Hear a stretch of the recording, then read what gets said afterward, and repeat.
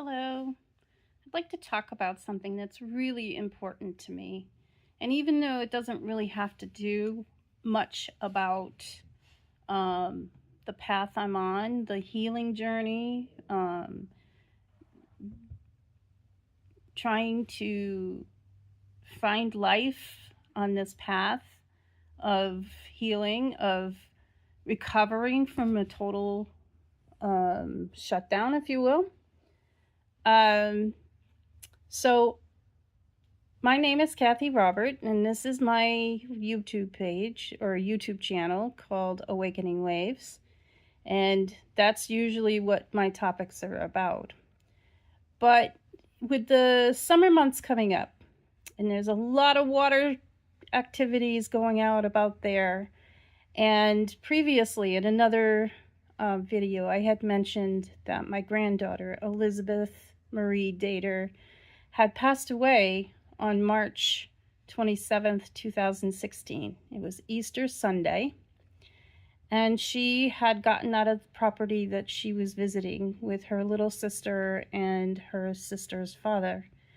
And she managed to get herself through the backyard and through a set of woods and somehow ended up in the pond, and she drowned.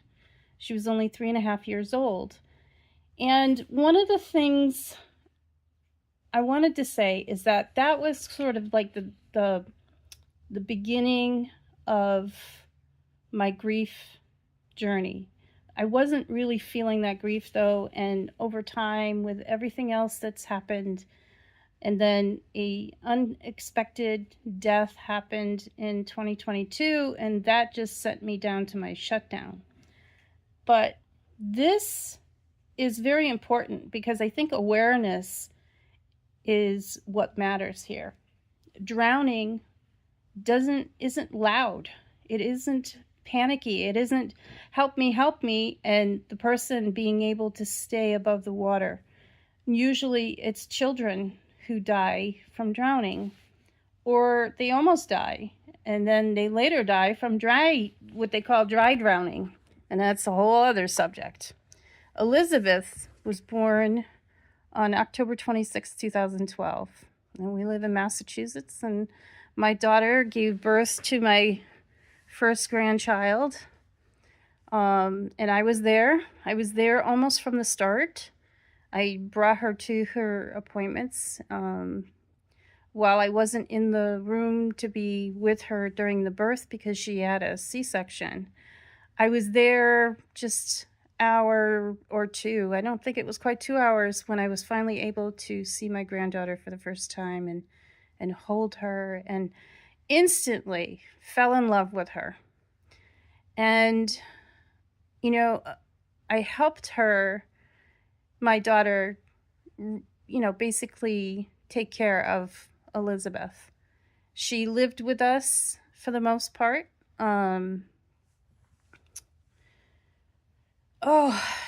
I just, there's something about being a grandparent, I think, because maybe the weight of being a parent isn't all on your shoulders. And so I just was so much in love with her. I was so much part of her life. I felt like her mother as much as I was her grandmother. But there's also that separation where it's like, I don't have to be up in the middle of the night to feed her, and I don't have to change all her diapers, and I don't have to dress her. But, I just love playing with babies and girls, and, it's like having your own little doll, and she just, she would, as soon as she started moving, there was no keeping her. She would move, like, before she even crawled. She moved around like a freaking little worm, just getting into all these little nooks and crannies. You just had to keep such an eye on her, or she would get into trouble, And then she started crawling, and that meant taking care to make sure she didn't, try to go up the stairs and fall down the stairs. Thankfully, she never did that. And then she just, when she was able to walk, there was no stopping her. From the moment her feet hit that floor until she went to bed at night, that girl was running everywhere. Run, run, run, run. That's all she ever did. And she's such a beautiful spirit. I mean, she gave her mother a hard time, and I think she would have had a speech impairment. Her mother has auditory dyslexia, or what they call auditory processing disorder. So she probably might have had that. I'm not sure about her father, so I don't want to speak about that. But that morning, Jenny, my daughter Jenny, and my granddaughters and my second granddaughter was only 3 months old that day. 3.5 months old, maybe just over 3 months old. And my daughter was she's had migraines a lot in her adult life. And she was getting dizzy. And she was scheduled to work that day.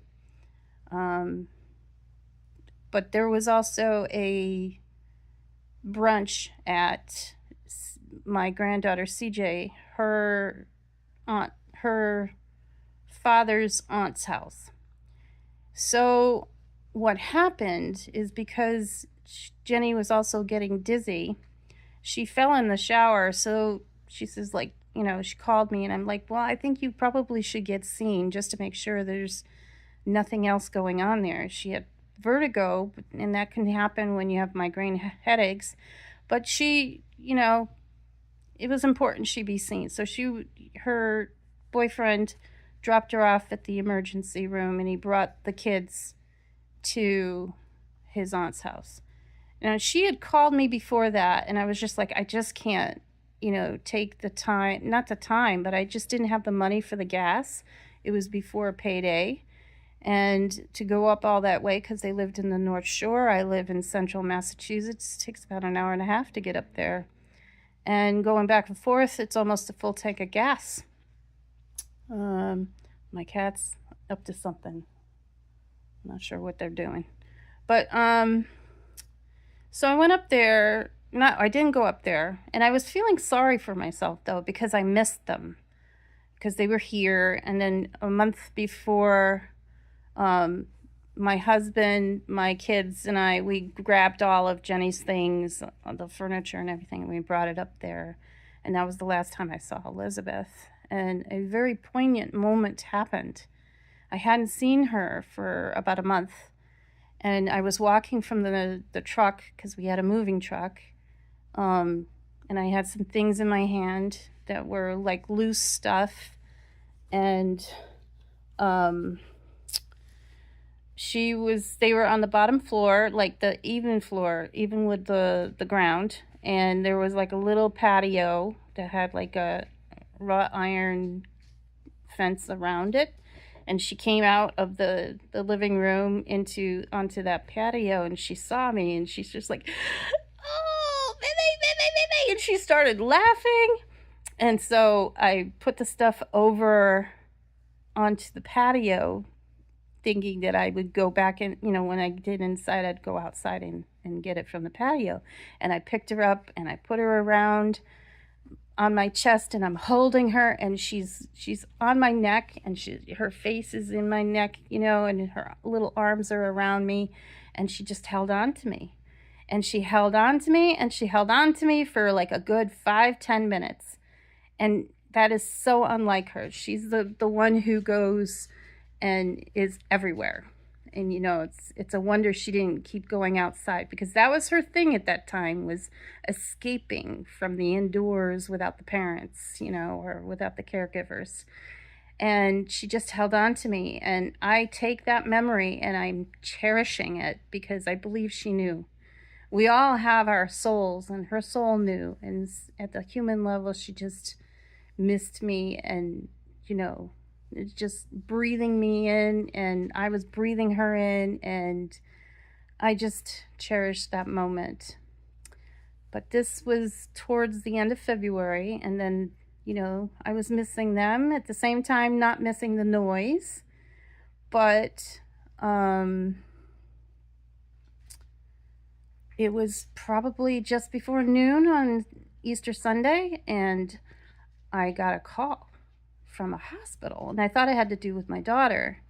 And I got this woman in it who says, are you Catherine Robert? And I was like, yes, that's me. And they're like, well, we have your granddaughter in our ER, and there's been an accident, and we really need you to come up here and bring your husband, and your daughter wants to see you. And I was like, what happened? And she says, there's been an accident, we just need you to come up. And well, you learn from TV and the movies that when people don't tell you or explain, something bad has happened. So we're trying to get a hold. We got in the car, we jumped in the car, we had our our middle child taking care of our youngest child, who was 8 years old. And my son was 8 years old, and his name is Ben, and he and Elizabeth were like two peas in a pod. They're only 4 years apart. So they kind of grew up with each other, and they just love each other, And so we left, and we hightailed it up to the North Shore and into this hospital. And as we got there was a med flight. It sounded like it was getting ready to leave. And so we start to go walk into the ER, and there's a nurse there who says, oh, are you here for that kid? And I'm like, and she turned around and she started to go into the ER. And as we came in, there's like, I want to say there was like 3 or 4 people, men over there, firemen and police, I believe, like state police. And as we're walking in, it's a big room, and there's like that, they have that info desk, and there's like a row. There's a doctor, and I think another doctor, and then there were 2 like what might have been nurses walking towards us. And it's almost like my husband was there, which was great, but I was so focused, ultra focused on the doctor. And I said, we're here to see my granddaughter. And, he asked who she was. We said her name. And I said, I need to see my granddaughter. And he's like, and my husband said, just tell us, is she alive? And the doctor shook his head and said, no. And I just like, I have to see her. I have to see her. I immediately, tears come flying down and, just like drenching my face. And I'm like, I need to see her. And as I start saying that, I said it almost like 3 or 4 times, I heard my daughter, Mom, Mom. And so she came close to me, and I just grabbed her and I said, I'm so sorry. I'm so sorry. Oh my God, I'm so sorry. And, I can't remember what else was said. My husband sort of stopped existing in my world. I mean, I was just so ultra focused. And then the next thing I know, there's a woman who grabbed me by my upper arm, and she's dragging me and my daughter, and my husband is trailing along. And we were brought to a room, and then Jenny explained to us what happened. So they had gone to this home, and in my head, for some reason, I thought it was a split-level house. And it turned out to be a house that had 5,000 square feet. So in my head, I couldn't understand how she could get out without them noticing. But apparently there was a family room in the basement, and it was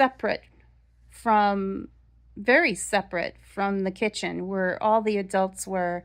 And CJ's father had her in his arms, and he was just like visiting with his family, with his new baby, and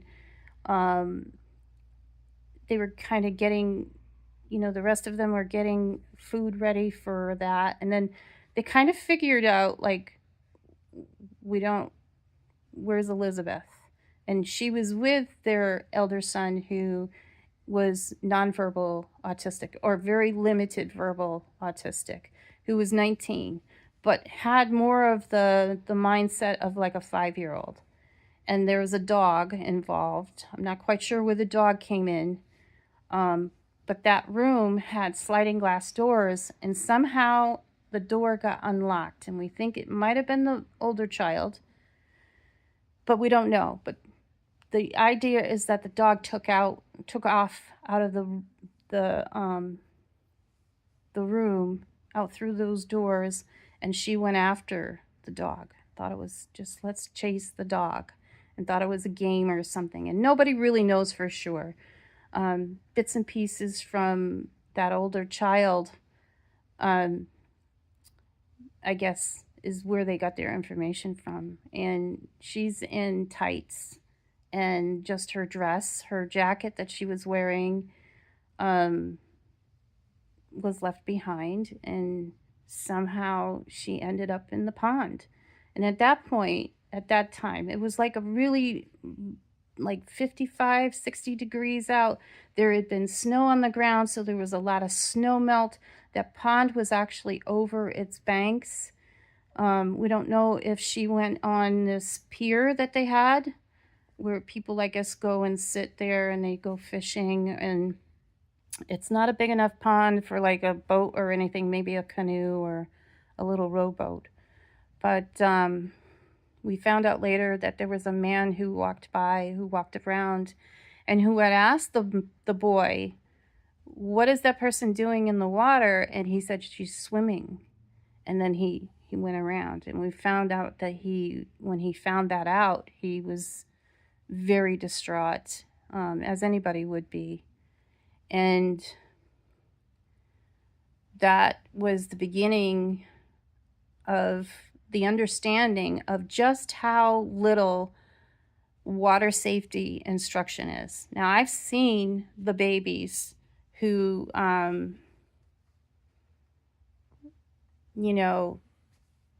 who are being taught water safety, where they fall into the water, like maybe they put a toy into the water of a pool, and they're sitting on the side of the pool, and then they fall into the water, and you're like, but they somehow are able to get themselves up to the top of the water and to float. And they're not upset. They're a little nervous maybe, but they learn how to react of water, how it feels to be in water. And most lessons for water safety start around 6 months. I want to say there's some statistics I have here, and this is from AI, so I'm not exactly sure how accurate it is, so don't take it as written in stone. But in the US, over 4,000 people, not just babies, but people, die from drowning every single year. Recent CDC numbers show about 4,500 plus per year. That equals about 11 to 12 deaths every day. Drowning is the number one cause of death for children ages 1 to 4. The number 2 injury is related, or I should say the number 2 injury-related cause of death for children 5 to 14. Number 2, worldwide, every year, there are about 236,000 drownings. How can you wrap your head around that? Many drownings happen silently, quickly, without screaming or splashing. Water safety is not just swimming. You learn how to do strokes when you have your kid enrolled in swimming lessons. That's what they're doing. They're learning how to swim, not to survive in water. Like if they fall off a boat, or if in like Elizabeth's case, they get over there. There's a lot of kids who drown because they somehow are able to get into an above ground pool, or even one that's been, sunken. And, you're supposed to have fences around these things, some sort of guard to keep little children away from the water. And then never mind about beaches, at lakes and oceans, What they teach for water safety lessons is about survival skills, boundaries, supervision, floating, understanding danger, pool, lake, ocean awareness, life jackets, and layered protection. Like if you were to fall into the water during the winter, you fall through the ice, and it teaches you how to get yourself out from under that. So, a lot of water programs begin around 6 months with the parent-child water familiarity. Here in Central Mass, the one that I know about is the British Swim Club. And I've seen a class where they have a floaty. It's one of those thin, I'm not sure what it's made out of, but it's something that floats. And it's like you could lay on it if you were a full-fledged adult. Even as a child, you could lay on it and just float around, right? It's not those plastic blow-up things. But anyway, I watched a child who could walk be put on top of this thing standing up, and they fall down, obviously, and then they sort of roll off of it. And it teaches them how to, when you fall into the water, how to get, from that position in the water and get yourself up and turn yourself over so that you're laying on your back and you're floating. When CJ was there, she was, oh gosh, I don't know how old she was. It was a few years ago. 21, I think 2021 is when she started, and she was born in 2015. So she was about 6 years old, maybe.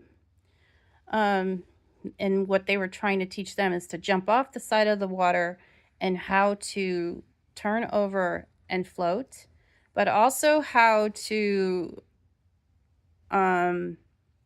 position their body so that they can float, so that their face doesn't keep going underneath the water.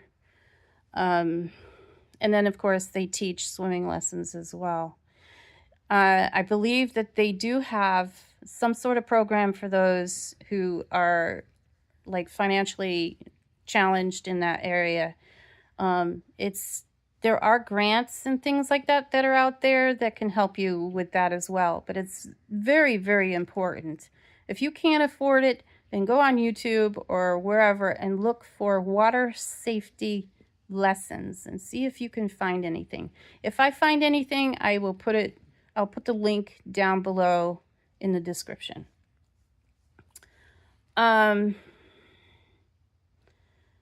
Water safety lessons aren't more affordable because it's not that big of out there. Nobody's really, there's a lot of information, but it's not really out there. In my opinion, I think it should be mandatory, like with federal funding to help people who are low income to get their children out there. I'm not quite sure why this isn't treated more urgently. I think that it needs to be something that goes out there. I don't know how I would do that. This right here, this platform is allowing me to put awareness out there. And if you could subscribe, like, and share this video, please. If you're a grandparent, if you're a parent, if you're a caregiver, it's important. And even adults who've never learned how to swim, who've never learned water safety, they need to know as well. Schools, they do teach safety, don't they? Fire drills, seatbelts, stranger danger. But why is there not a stronger water safety education as well? And that's a question that needs to be asked. The biggest reality is that it's incredibly difficult for the families. The trauma includes everyone. I think, my daughter was in such deep grief that she ended up giving custody to the father of CJ because she just couldn't care for her at that moment. She was in such deep grief that she could barely get out of bed every morning. And she was somehow able to function here and there. And we tried a couple times to get her into the hospital to deal with that because it was so deep for her. But that didn't work out. She would panic about that. And it ended up where she was able to come here and live with me and do an outpatient sort of therapy thing for grief. But because she was doing that, she'd had to leave her daughter behind because when you have an accident like that,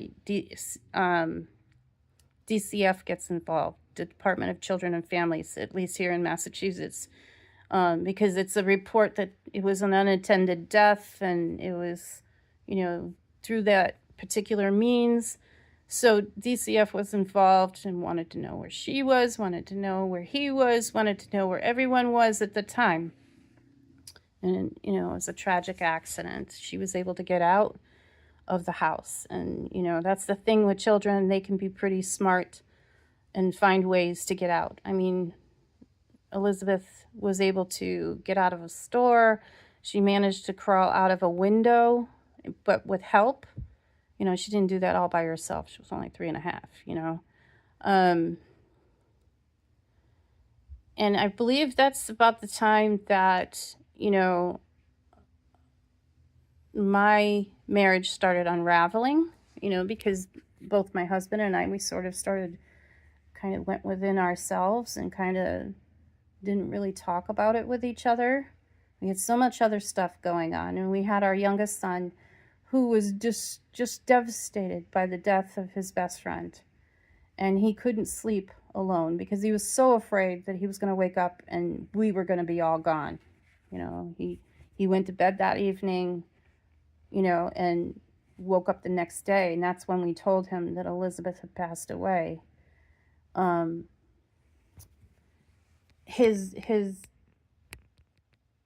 It took maybe another year before we actually got therapy for him, because it was such a slow process for him, but he slowly changed.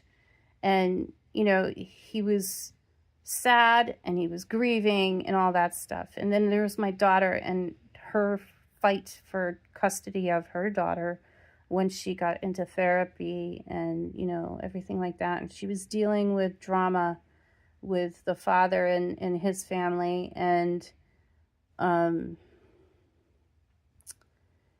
it really is one of those things, like with any accident, with any death, if it's unexpected and it's so tragic, a 3.5-year-old dying, it just like, you think about the potential of their future, and it's just very widespreading. It affects a lot of people. And it's like every time I heard someone died, especially a child who drowned, it would cause this like pain in the middle of my chest. I wish that more people could know that accidents can happen quickly. You could turn your back, and before you know it, your child is gone, and you have no idea where they're gone. I've heard about so many children who've gone down to the next property because there's a pool there and they saw it, or even 5 houses down the street. There's a pond behind the house, like with Elizabeth, and she didn't know that was there, but she followed the dog, or that's what the idea is, that she followed the dog. Any kind of caregiver or parent can experience tragedy. Supervision matters, especially when a child is at that age where they just want to go and experience and do things and figure things out. Water should always be respected.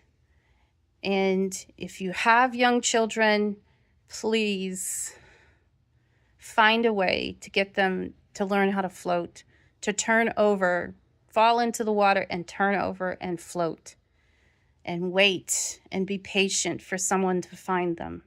It is something that you have to teach patiently and lovingly.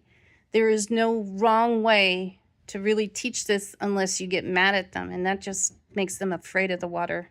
You don't want that. And again, drowning doesn't look dramatic. There's so many times people have gotten lost in the mix, and, 1 minute they're there, and then the next minute they're not there, and like a lifeguard misses it and that's happened where a lifeguard has missed it. And then they're so high up so that they can see into the water of a pool, for instance, a public pool, or, or a beach or anything. I mean, there's so many dangers around water. One minute they're there and the next minute they're not. And sometimes they can't even surface out of that water if they don't know how to. So I strongly encourage swim and water safety lessons, water safety being the first priority. There are community programs everywhere. You need to Google it.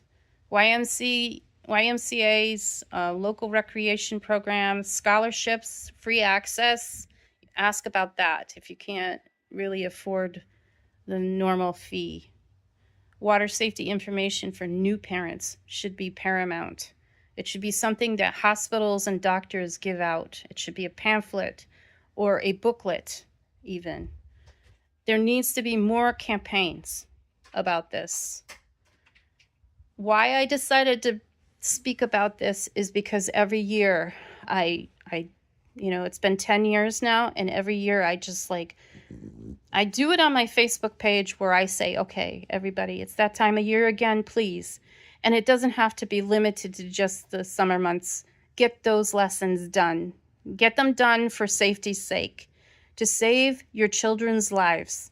And it may sound dramatic, but when it happens, it's pretty damn dramatic and traumatic for everyone else who's left behind. Oh, I wanted to show you that Elizabeth was just like any other child. Beautiful, full of life, a little challenging sometimes because that's what children do. They just want to live. They want to experience everything they can get their hands on and go to.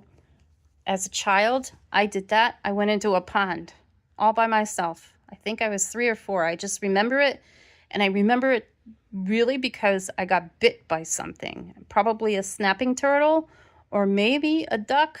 I don't know. I have 2 teeth imprints on they looked at there was a little toe and then the next toe over on my left foot. There's 2 little teeth marks there that are scars. So imagine that. This was back probably in 1969. And this was the time where, your parents said, go outside and play, and they didn't really think about it. If I hadn't gotten bitten, maybe I would have drowned because I know I didn't know how to float. I didn't know how to swim.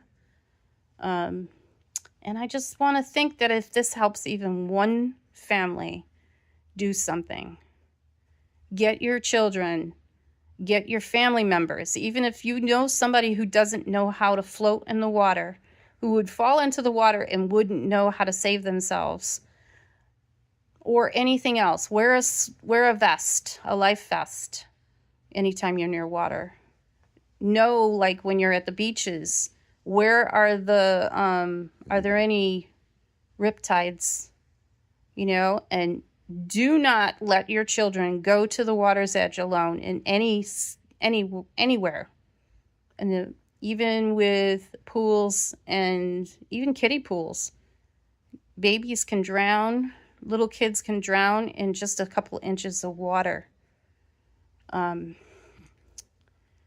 Just do all that. Hold your children close. Don't let them go off on themselves. It's so dangerous these days. And it's always been dangerous, really. It's just that having the personal experience has really made me aware of that. And it's important that awareness, is out there and it can save lives. So again, share this, especially to people who have people who don't know how to float and wait for help. I just want you to love your children loudly, protect them carefully, and teach them early. Because my granddaughter's life mattered. Every child's life matters. And maybe her death can help protect someone else's child. I'm going to leave it there. I know that I'm here. And if you have any comments, let me see. I might be able to help. I'm great at research. In this case, I used AI really quickly because I wanted those statistics without getting lost in the Google maze. So thank you very much for listening, and be safe. always be safe.